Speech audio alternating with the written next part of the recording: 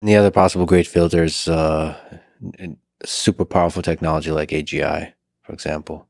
So you're basically trying to knock out one great filter at a time.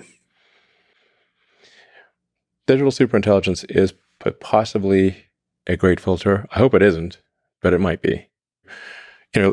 Guys like, say, Jeff Hinton would say, he invented a number of the key principles in artificial intelligence. I think he puts the probability of AI annihilation around 10 to 20%, something like that. So, so it's not like, look on the bright side, it's 80% likely to be great.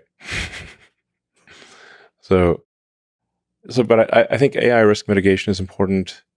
Being a multi-planet species would be a massive risk mitigation.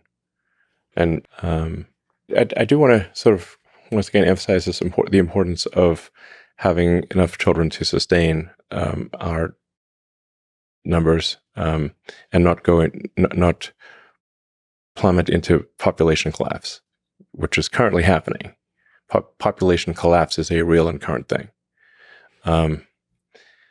So the only reason it's not being reflected in the total population numbers is that as much is because people are living longer. But you can, it's easy to predict, say, what the population of any given country will be.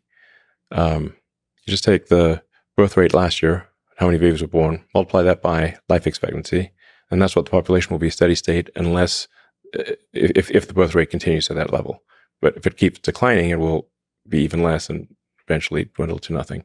So I keep, banging on the baby drum here for a reason, because it has been the source of civilizational collapse over and over again throughout history.